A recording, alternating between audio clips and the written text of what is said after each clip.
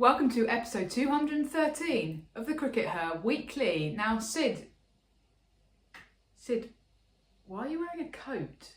Well, we're at Beckenham, Raf, and it's really cold. That's a green screen, Sid. We're not at Beckenham. That was yesterday. Oh, okay. Thank goodness for that. Yeah, okay. Yes, we started off the 2024 season yesterday at Beckenham. It was cold. We weren't as cold as Women's Cricket Blog. He managed to leave his coat behind and to spend most of the game wrapped up in a blanket because it was so cold. That's true.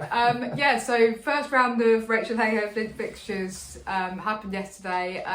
3 big wins for Sunrisers against the Storm, for Diamonds against the Thunder, and for Sparks against the Blaze. But perhaps the surprise of the day was the match that we were at, where the reigning champions, the Southern Vipers, suffered a defeat by 4 wickets to the South East Stars, Sid.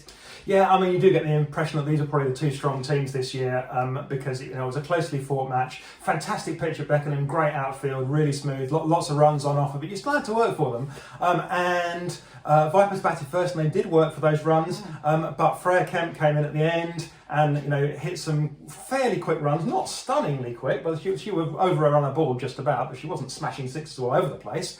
It was sensible batting. She got them up to 217. We were like, Stars aren't going to chase this. Yeah. But Stars did chase this. They Two fantastic innings. 2 players got into the 90s. Tash Farrant, who you wrote about in your piece, and Bryony Smith got into the 90s. Bryony Smith was not happy at herself for getting out. She got a little bit cocky at the end. She started kind of dancing down the pitch and hitting a lot more shots, and suddenly she was like, one of those ended up in the hands of a fielder, and I think she was just like, damn, why did I do that? Because 100 was there for the taking. But one other player kind of stepped up when South East Stars needed it, Raf. Yeah, Sophia Dunkley towards the end of the innings hit, it wasn't quite a 50, it was 48 in the end, unbeaten. But the important thing was that she got her side across the line, and I think that she sort of was able to marshal the kind of late middle order, which was important, and there were a few wickets that went down right towards the end, and it did go into the 50th over. But eventually Stars won, and they had 3 balls left. And great to see Dunkley there, actually. Potentially an important innings for her, given that she's not had a great run of form for England. But also, actually, the England players have only been back from New Zealand for 10 days. I think Dunkley was one of only 3 England players yesterday. So Danny Gibson played, and Bess Heath played as well. But it was important for her. It was nice for her to be there, and important for her to be there ultimately, because I think she was the player that made the difference in the end for the Stars. Yeah, the player needed a bit of a confidence boost, and she got her bit of a confidence boost. So a good start to the season for South East Stars. I reckon it'll be them and Vipers that'll be up there at the end of the season. Even though they actually start, I think they're actually 4th on the table, because of course their net run rate wasn't great because they only won the match in the last innings. Last over. Yeah. But I think that they're going to be up there. So, and Vipers, not too much to worry about really. These results happen. As an official Vipers fan, you're able to say that. Okay. Now, Sid, you mentioned Beckenham as being a wonderful place for women's cricket, but unfortunately we're not going to see much. We're not going to see any Tier 1 cricket being played there as of the end of the 2024 season, because we have had the announcement this week about which counties have been successful in their bid for Tier 1 status, and Kent are one of the losers in this process. So the 8 teams who have been successful are Durham, Essex, Hampshire, Lancashire, Nottinghamshire, Somerset, Surrey and Warwickshire. I should also say that the ECB have made thrown a little bit of a curveball into the mix by saying that 2 further counties will be added in 2 years' time, and that those will definitively be Glamorgan and Yorkshire. And 2 years after that, a further 2 counties will be admitted. So by 2029, there will be 12 Tier 1 counties with professional women's teams, up from the original 8.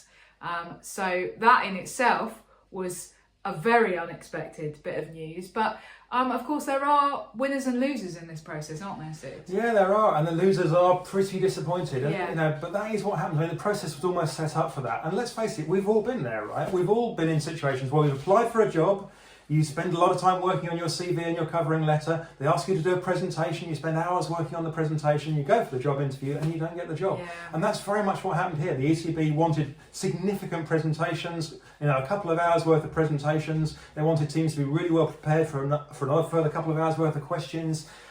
Teams put all this effort in, and of course 8 of them were disappointed, and none more so than Yorkshire, and perhaps none more so interestingly than Yorkshire in terms of the way that they voiced their disappointment, Raf. Yeah, absolutely. So Yorkshire have lost out in this process to Durham, and Yorkshire's statement released the following day is an interesting one, to say the least. They're clearly very unhappy.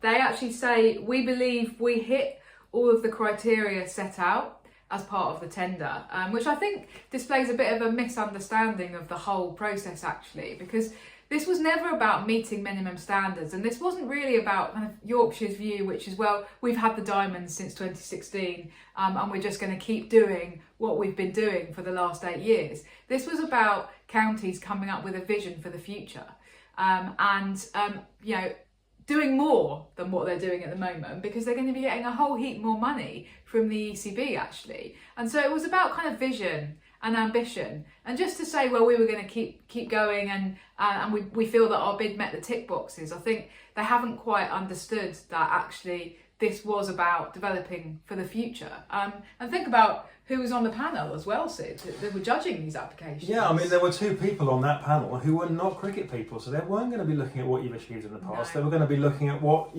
your sense of belief and your, what you're proposing for the future. And I think this is, the best illustration of that kind of competition between Kent and Surrey, and why Surrey won out from that. Because, Kent, their bid was all based around Beckenham, and Beckenham is a great facility for players. Yeah. It's a great facility for players to train at. It's a great facility for them to play at.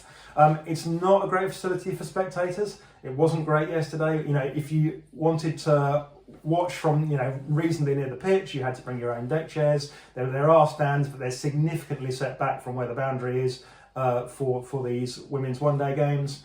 There was a cafe kiosk, but it closed down before halfway through the second innings, because we went to get a drink. Well, I desperately needed a hot drink. Yeah. At the halfway point, I drank in the second innings, and it was already closed. What did Surrey offer in competition to that? Surrey offered a brilliant new stadium, a dedicated facility for women's cricket. Where is this new stadium? Well, we haven't actually bought it yet. We don't know where it's going to be. We don't know where it's going to be. We've no idea really. We're planning to do it though. Yeah. But I mean, and that's a little bit unfair, because of course they do have that. But the point is they have that vision. They're saying, in the future we will do this fantastic thing. We will build this new stadium. And it'll be a proper facility. Yeah. And we're going to put that investment in. And it's that vision that won out over Kent going, yeah, but we've got Beckenham. Beckenham exists. It wasn't about what exists now. It was about what can exist in the future. And don't think that we and everyone else won't hold them to account for that. At the end of the day, if the counties don't meet their promises, we'll be at the top of the queue holding them to account. Well, we hope we will be able to. I think one of the tricky things is that because the bids aren't going to be made public, I assume, because I don't think it's in anyone's interest for the bids to be made public, we're having to do a little bit of guesswork about, for example, why Durham won over Yorkshire. Now, I actually did an interview with the Durham chief exec on Wednesday evening after the news had kind of emerged that day, and he said we declared in our bid that the Durham women's team, Diamonds as it is now, will play all of their home games at the Riverside. So we know that. And I don't believe that was in any of the other bids. So that will have made their bid extremely attractive and extremely strong. But some of the other promises that counties made within their bids are private. And it's only the ECB who can really hold them to account. So let's hope that that does happen, because I think that's a really important element of the process, that actually, there presumably are reasons why some of these slightly unexpected winners did win and slightly unexpected losers did lose.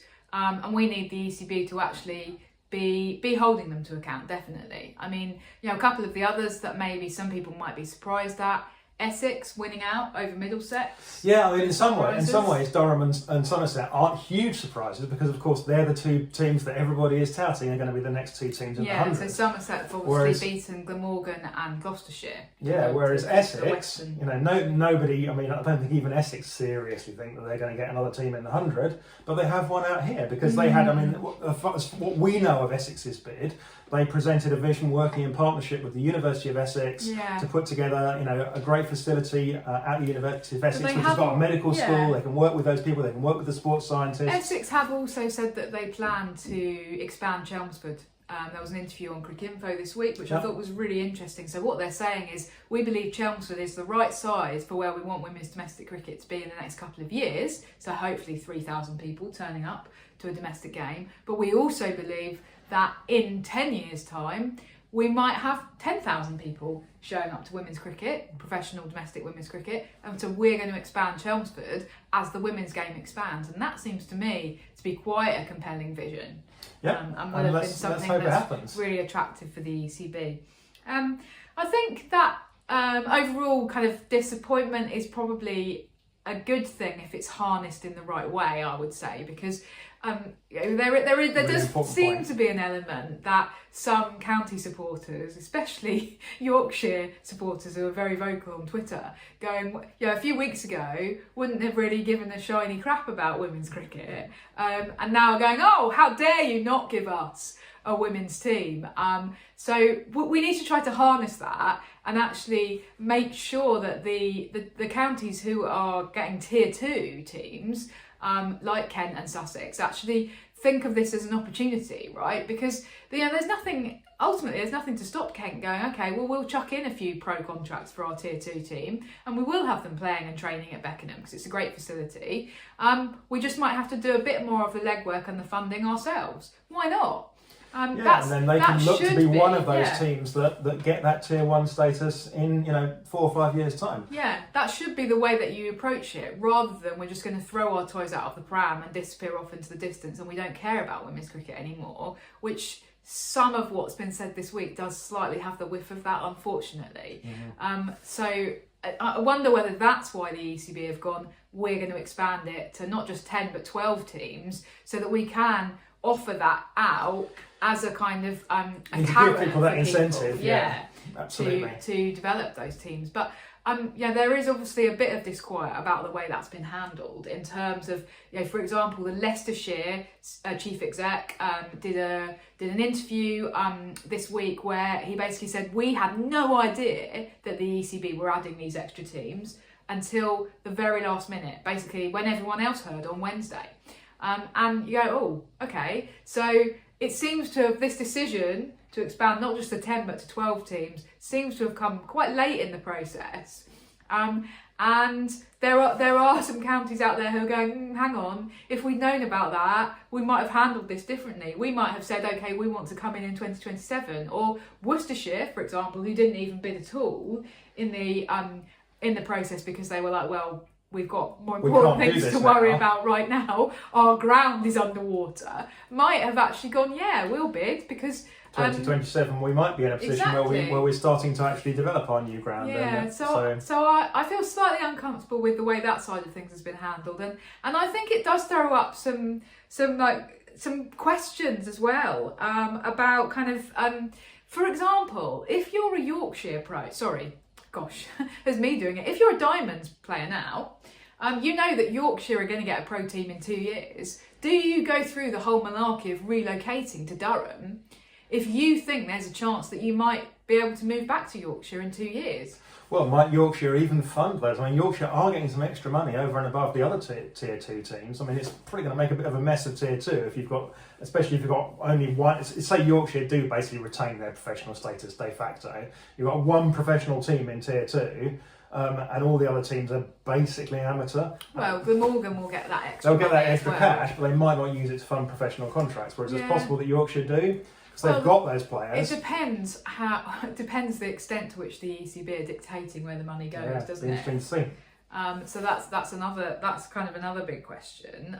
But we've got to find 60 new professionals in women's cricket in the next 4 years. Where do those pros come from, and what happens for the teams who are joining in 2029, the 2 extra teams?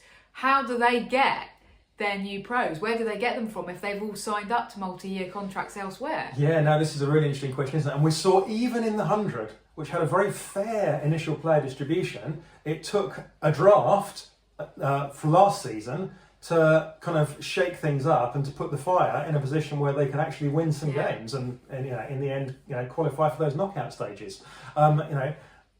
Do they need a draft? I mean, is that what they're going to need to look at in 2027 in order to be able to even things out? Because otherwise, certainly I reckon with Glamorgan in particular, you risk creating a professional team where they start off with no top players because the top players are all already signed up elsewhere. It's then difficult to get new players because it's difficult to persuade. It is difficult to persuade people to move to Cardiff. People that live in Cardiff love it, but if you're coming from England and you're moving, it feels like a long way to move, away from your friends and families. You're asking people to move.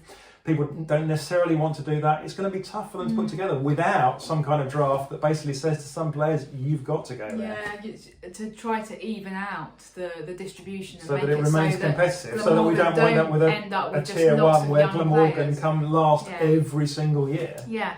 No, I think it's a tricky question. And I mean, the other very basic thing is we don't know how the process is going to work whereby those 2 teams are added. So will all of the counties who are unsuccessful have to go through another process like the one they've just been through in order for that to happen, or will there be some other method by which those counties are selected? Well, I suppose the other thing, Raph, is will it even actually happen, man? I mean, 5 years is a long time in these things. Yeah. It would not be a massive surprise if in 4 years' time everybody at the ECB just suddenly starts keeping very quiet and hoping nobody notices that they haven't actually added those 2 extra teams. I think what we've learned from this process is that the ECB can move the goalposts and that it's in their hands to a large extent. So it'll be fascinating to see what happens. I think if nothing else, it's a really exciting period of growth for women's cricket, and we should be excited about it. And I am excited about it, but I just hope that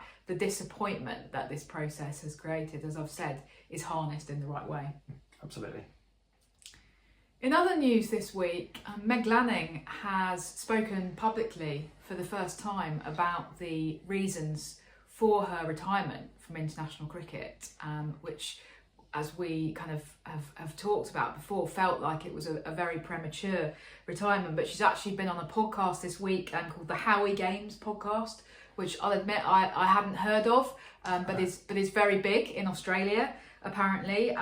So she talked about what she describes as a kind of unhealthy relationship with food having developed, the fact that she wasn't sleeping very much for the last period of her international career, and also had developed some quite obsessive exercise routines. Now, the first thing to say about this is, kudos to Meg Lanning, because this is a very brave thing for her to have done, actually, to have talked about this publicly and to have gone on the record with this, because she is a very private person, as we know. I think the important thing about actually talking about this publicly is that this is a very wide problem in elite professional sport, women's sport, and specifically elite professional women's cricket. We actually had some research presented at the launch of the Cricket Research Network in Cardiff last month. Somebody who'd done interviews and done a survey of professional women cricketers in England, actually said that this or disordered relationships with eating it's extraordinarily common amongst professional female cricketers. I think something like 75 or 80% of them reported this. So actually for Meg Lanning to come out on the record and say, yes, this has affected me as well, even somebody who is going to go down in history as one of the best female cricketers to have ever played the game, I'm not immune from these problems. And I think that sends out a really powerful statement, actually. Yeah, it's important to say to everybody, whether you're a 15, 16-year-old girl that's struggling with this, or whether you're a 25-year-old regional cricketer or a 30-year-old professional cricketer. It's okay to talk about this because, if you talk about it, then you can start to think about how to get through it. So I agree, it's really brave of Meg Lanning to have spoken about this and to have got that ball rolling, and more people should be speaking about it. Yeah. My one other kind of key takeaway from this, though, is that I hope that Cricket Australia have learned from the experience of Meg Lanning, because it seemed extraordinary to me that they, from what Meg Lanning has said, they do not seem to have been aware of this problem that these problems that she developed, and given that they are the sort of leading lights and the best resource cricket board in the world in terms of the services that they offer to their women's professionals, that seems extraordinary that they were not aware, and actually a little bit worrying, really, when you think about the kind of duty of care that cricket boards have to their players. So yeah, I feel that Meg Lanning, she was kind of in this first generation of professional cricketers, the first professional female captain of Australia, and was very much kind of thrust into the limelight and thrust into this role. An extraordinary pressure kind of put on her shoulders, particularly at a time when perhaps the men's team were not exactly particularly great role models. She was the sort of golden girl of Australian cricket. And yeah, it must have been very difficult for her. And so the kind of stresses and strains of professional cricket, it feels to some extent like as that first generation of professional cricketers, CA didn't really know what they were doing. They didn't know how to handle it. They almost kind of thrust these women into professionalism, and it was a bit of an experiment, and going, well, we don't really know how to handle a professional women's cricket team. But there were people on that staff that should have been taking care of Yeah. this. Were the medical staff asleep at the wheel here? Because there were doctors on that team. There are other, more junior medical staff. Did nobody notice that she was spending an extraordinary amount of time in the gym, that she was skipping breakfast, regularly on tours and things? I agree. Because other people noticed. Yeah, so, it does seem a bit worrying that they didn't pick up on that. So I would say that, as I said, my takeaway is that I hope that CA have learned something from this, and that they can kind of use the unfortunate experiences of Meg Lanning to do better in future. Yeah, and the other thing I just want to raise another question related to this, and I am just going to raise it as a question, that to what extent are Cricket Australia themselves culpable for this? Because for a long time, when the women first became professional, and I don't know whether it still goes on, but for a long time, when they first became professional, the centrally contracted players were required to use an app on their phones where they entered in everything that they ate, every calorie that they consumed, and that was then, information that was passed back to the medical staff, in order to, look at what people were eating and to look at their nutrition and things. Now, that was something that kind of they inherited from the men. The men already did that. But, they brought that in without thinking about, the different relationship that young women, particularly younger women, have with calories and things to men due to, societal peer pressures and all that stuff. Yeah, absolutely. And, it is absolutely documented that obsessive calorie counting has a relationship with eating disorders, or disordered eating rather, and we're trying not to medicalise it here.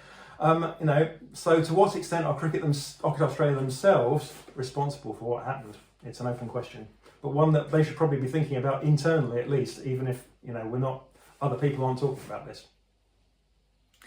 Yeah. In other news this week, Wisden has been released. Yeah, the big yellow cricket Bible. We're both in it again. I wrote some articles about domestic cricket last year. Raf wrote her bits as well. There was a big posh dinner at Lord's as usual. I didn't get to go to the big posh dinner this year. I did go last year, so I've been once. That's the important thing. I'm basically the Jodie Dibble of Wisden dinners. I'm the one cat wonder, but I'm okay with that. Raf, you went to the posh dinner and you had a great time. You came back with a sore head, so I guess you must have had a great time. I did.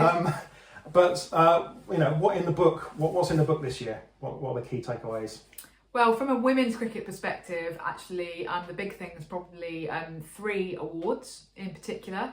The first award is the leading woman cricketer in the world, which for 2023 was Nat Sciver-Brunt. That's the first English woman ever to have won that award, I believe. It is, absolutely. Now, I've been kind of very honoured and privileged to, since this award started about 10 years ago, to actually have written the entry every single year. And this year, no different. I was able to speak to Nat a couple of months ago about her amazing 2023. And those, for me, the big highlight was those kind of back-to-back hundreds in the Ashes. Who can forget those? So absolutely very well deserved for her. Second award is actually Ash Gardner. Has been named as one of the Wisden 5. So 4 men plus Ash Gardner this time around. Now this one's a bit different because it's only for performances in the English summer. So Ash Gardner's really won that on the basis of all of those wickets that she took during the Ashes, and particularly her amazing performance at the Trent Bridge Test match, which was we won't forget that in a hurry. So another award that was very well deserved, and Mel Farrell wrote that piece. And then finally, and perhaps most interestingly actually, is for the first time the leading T20 cricketer in the world has been won by a woman. Yeah, and that's important because it's not just the leading female T20 player, it's the leading T20 cricketer in the world. So Wisden have these, a lot of the awards are done as joint awards, as are the 5, where women can win them or men can win them. Yeah. And, but what's significant is that it's the first time that a woman has won that leading T20 player. Exactly. And Hayley Matthews has. Hayley Matthews, you've given it away, Sid. I was building up to it, but sorry. It's fine. So Hayley Matthews, has become the first woman to win that award, and you can't say she didn't deserve it. I mean, flipping heck, if you look at her numbers in 2023, not just with the bat, but also with the ball, and her captaincy as well, and the kind of leadership that she offers to so many of the teams that she plays in. It's amazing, really. So 3 awards to 3 different women who all had brilliant 2023s, and it's so nice for them to be recognised in Wisden, which of course is such a kind of treasured publication, and always you feel that it goes down in history very much because people have these collections of the whole of Wisden, don't they? Yeah, so hopefully in 100 years' time people will have our editions somewhere in their collections. Yeah. And finally this week, Sid, South Africa v Sri Lanka, we want to mention briefly because we were able to tune into the final ODI of the 3 ODI series, and it was an incredible match. So just a bit of context, Sri Lanka had already won the T20 series 2-1. It had then moved into the ODI leg, and the first ODI was unfortunately washed out. South Africa won the second ODI. And the third ODI, Laura Wolfart had hit an incredible innings and set Sri Lanka quite a formidable target, which nobody really thought they had any hope of chasing. We certainly didn't. But cue Chamari Atapatu, who did it yet again. Yeah, she came in, and Laura Wolfart. First of all, let's talk a bit about Laura Wolfart very briefly, because we were raising questions about her 6 weeks ago, saying, is the captaincy right for her? Is it going to affect her form too much? She's had a great series, and that culminated in hitting 180. One of the highest ever scores in a women's ODI. I think it was at the time it was 3rd on the list, it didn't stay 3rd for very long because unfortunately Chamari Atapatu came in and hit even more. Fortunately, if you're Sri Lankan. Chamari Atapatu actually exchanged a record with Laura Wolfart as well, because until that game, Chamari Atapatu had the highest ever score hit by a woman in a losing cause in an ODI. And that was all Meg Lanning's fault as well, just to say. Laura Wolfart is now the holder of that record. But I think that overall, the other takeaway from this whole series is kind of positive for Sri Lanka. They've beaten England in a T20 series. They've come to South Africa and won a T20 series. They've competed in the ODIs. Yes, a lot of us off the backs of Chamari, but other people supported her. Yeah. It wasn't. If everyone else had got out for Golden Ducks, they wouldn't have won that match, right? People did enough to stay in there.